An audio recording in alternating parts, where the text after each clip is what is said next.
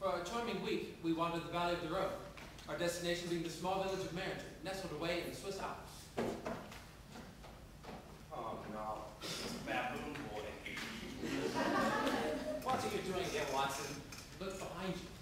Ah, Sherlock Holmes in the flesh. Yes. My wedding day is now made. Not quite. Oh, I have a present for you. Ah, history shall thank you, Mr. Holmes, for your part in uniting the great houses of Europe. Yes, thank you. Oh, won't you look at her? How will I ever vanquish her from my heart? You shall find a way. Indeed. Leave it to me. Irene? I shall need your dagger. Pardon me? I've discovered, you see, that with the exception of Mr. Holmes, the heads of most men are mere appendages. Therefore, No, Irene, please. I shall give you what you so avidly seek. The absence of me. There. Our business is completed. I love you, Irene. This is your heart. I'd like that one. I like May this. you love your princess best. Dear Lord, that was a big knife. This is my ceremonial wedding knife. Your Highness, we require somewhere splendid and picturesque for our lodging. Can you provide? There's an inn at the village gate, and from there you can take a footpath to the falls. What falls are you speaking of? Reichenbach Falls. No trip here is complete without them. The crashing water, the tremendous abyss. An abyss deep and dark as a man's broken heart. Yeah, we get the point. Well, there's something you should know, Mr. Holmes. Yes? The path to the falls is only cut halfway around and does not continue on to the other side. Are you saying that a traveler? A traveler must always return the same way that he came. Enjoy your stay.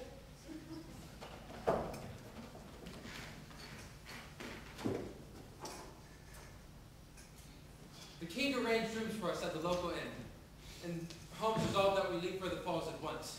But however, when I went to his room, he was nowhere to be found.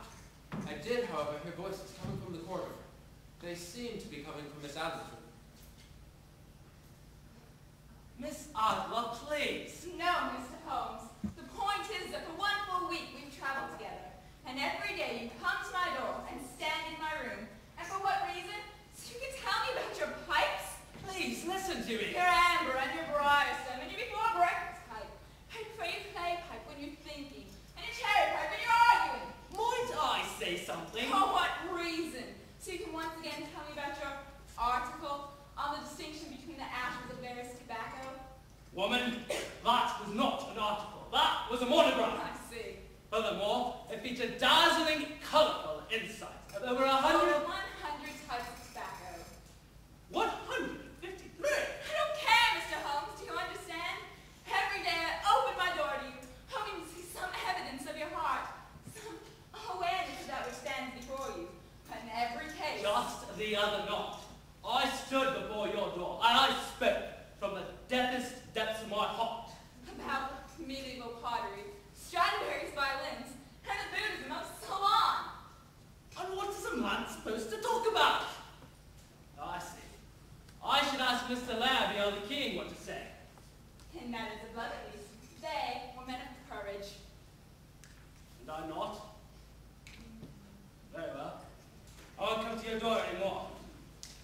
But before I leave, you might want to take a look at this. Limestone, a brief history. Yes, filled with dazzling insights. You can't be serious. And also, come to this. It's the white rose you gave to me on your wedding day. Do you remember it? You gave me its derivation. Ever since then, I'd secretly hoped that one day I could return it to you. That's not necessary, Mr. Holmes. But that's my point, yeah? There's a lot of things in this world that are necessary. Food and shelter, all that stuff. But a rose is extra. It's not part of life, it's an embezzlement of it. Still, a man may live without it. Or you may start to live for it. I'm afraid, Mr. Holmes, that in your case, I find that impossible. And I'm afraid that once you exclude Whatever remains, however improbable, must be the truth. Needless to say, I did not enter the room. Later that day, Holmes and I set off on foot, and within the hour we had reached Reichenbach Falls. And they were amazing.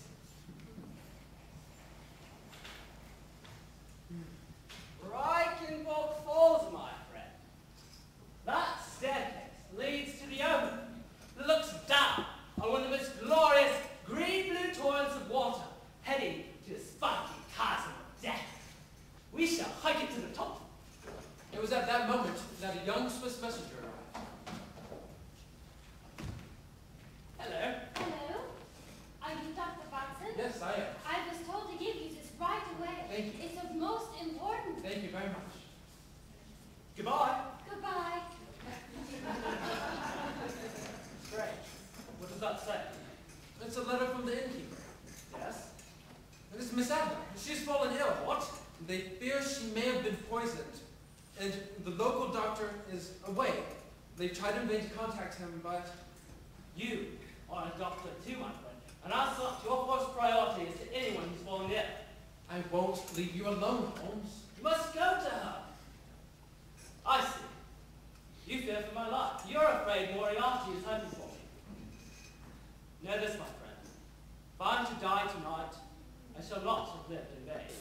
It was at that moment, as I left him, that I turned and observed him, staring at those brutal waters. It was the last I would ever see of my dear friend in this world. Miss Adler, what are you doing? Attempting to read a book given to me by Mr. Holmes. Though I fear my interest in ancient Inuit phrenology is not what it should be. But I don't understand. You're feeling well enough to sit outside? I've never felt better. What is it, doctor? I was at the falls with Mr. Holmes and an urgent letter arrived, saying that you'd been poisoned, that you needed a doctor right away. It was a matter of great... We've been deceived. Yes. We raced down the village street, making for the pathway that I had just traversed. And within 1 hour, we had reached Reichenbach Falls. Holmes was nowhere to be found, only his walking stick. And there, in the soft water of the path, one could clearly see. Not one set of footprints, but two. Indeed, there were the footprints of two men, leading towards the end of the path. There were no footprints returning. Holmes! Holmes! Are you there? Holmes! There was no answer, only our own voices echoing from the cliffs around us. As we returned to where Holmes had left his walking stick, I saw something gleaming into the rocks. It was Holmes' silver cigarette case. Under it was a note torn from Holmes' own journal and addressed to me.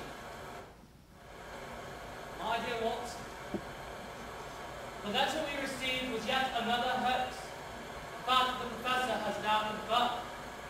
He patiently awaits the final discussion between us. Know this, my friend. Everything is now in order. I'm sorry, but to destroy this great evil, I must bring sorrow to you, my dearest friend. Go home and love your wife, love which I now believe in. Everything I wish to say to Miss Adler is in my cigarette case. Until then, know that I remain very truly yours. Mr. Sherlock Holmes. Professor. Sir, it would appear your path has finally reached its end. As has yours. I should be tempted that you do not kill the both of us. It is both or none.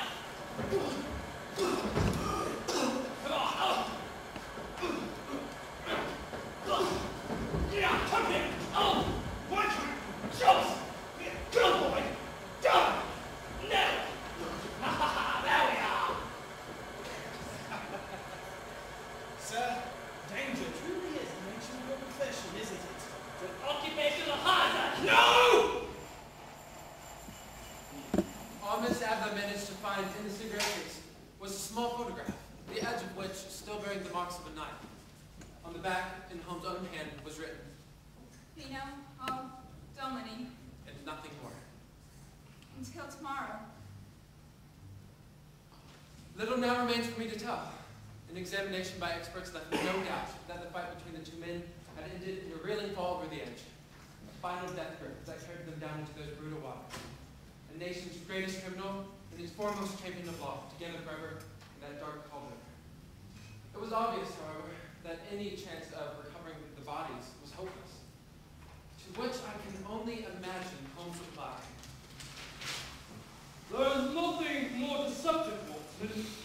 than an obvious fact. Holmes?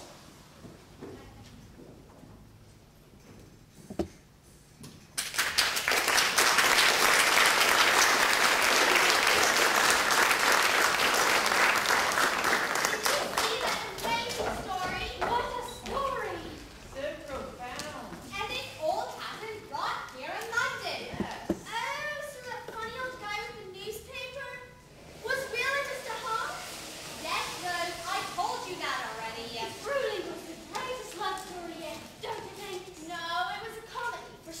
For no, it was an adventure.